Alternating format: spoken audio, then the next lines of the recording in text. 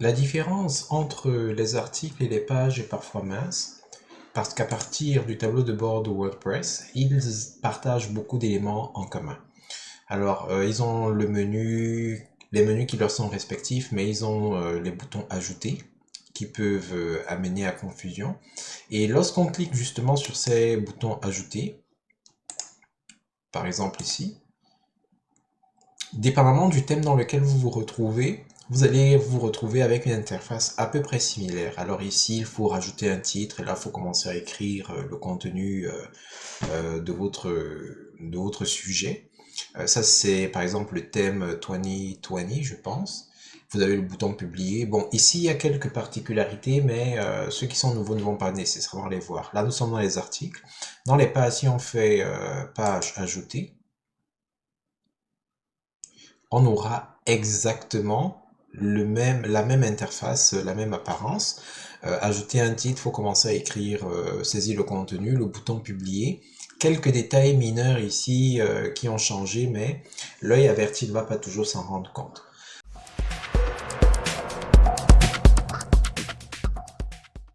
Alors les articles, il faut les voir comme étant du contenu temporel, voire temporaire, parce que parfois, la pertinence et la validité des articles va varier suivant l'époque où on se trouve. Si vous écrivez par exemple un article de biais en 2019 concernant les meilleures façons d'être représenté, les meilleures façons de faire, comment est-ce qu'on appelle ça? Le référencement sur les moteurs de recherche en 2019, il se peut qu'en 2020, tout ce que vous ayez écrit à l'intérieur ne soit plus du tout pertinent.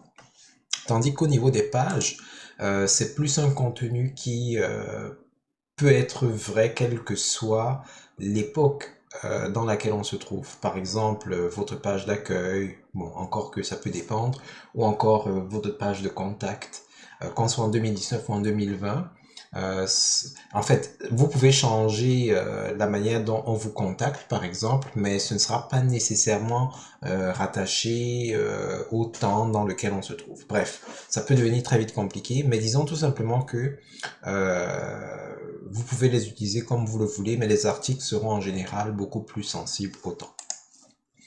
Nous nous retrouverons ici dans un cas où nous avons un article que nous avons publié, mais nous aurions souhaité que ce soit une page. Nous avons donc le billet appelé à notre sujet, mais nous voulons le transformer en page. Par défaut, WordPress ne permet pas de changer la nature des contenus, surtout lorsqu'il s'agit des articles ou des pages. Pour pallier à ce manque, nous allons donc nous diriger dans les extensions. Nous allons cliquer sur Ajouter. Et ici, dans la zone de recherche, nous allons saisir Post Type Switcher. Et on va valider. Après avoir validé, on va avoir un certain nombre de possibilités. Mais ce qu'il faudrait considérer, c'est l'extension de John James Jacoby. Ça fait plus d'un an que ça n'a pas été mis à jour au moment où je suis en train de faire cette capsule, mais ce n'est pas vraiment grave parce que les éléments qu'il change n'ont pas varié énormément en un an. Il y a certains composants dans WordPress qui sont les mêmes au fil des âges, donc même si l'extension n'a pas été mise à jour, il n'y a pas vraiment d'enjeu. On va donc installer et activer cette extension.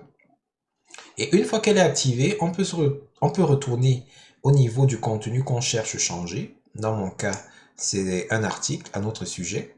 On ouvre l'article. Et après avoir ouvert l'article, vous allez avoir cette zone-ci qui va apparaître. Elle n'était pas là avant. Alors ça dépend de la langue d'installation de votre instance de WordPress. Chez moi c'est le français et c'est pas très bien traduit, c'est pour ça que vous avez des caractères un peu bizarres. Mais on va cliquer dessus. Et quand vous cliquez dessus, vous avez un menu déroulant qui apparaît et qui vous permet donc de faire passer ce contenu-ci qui en ce moment est un article en page. Donc il va me demander si je veux. Et comme vous voyez, la question qu'il posait en anglais, alors que il a essayé de traduire ici, c'est parce que c'est pas bien traduit. Donc, est-ce qu'on veut vraiment changer? On va dire oui. Et lorsque c'est changé, vous mettez à jour, bien entendu. Alors, dépendamment de comment c'est installé, parfois ça se met à jour tout seul. On va vérifier si c'est le cas. Si on vient donc au niveau des pages, toutes les pages, on peut voir qu'un autre sujet est là. Et si on vient ici au niveau des articles, tous les articles, nous n'en avons plus aucun. Alors pour récapituler, si vous voulez juste faire passer rapidement des articles en page ou des pages en article, une des nombreuses méthodes consiste à installer l'extension appelée Post Type Switcher, la version de John James Jacoby. Vous pouvez également utiliser le code source en jouant avec PHPMyAdmin par exemple et les types de contenu, mais ce sera peut-être pour une autre fois.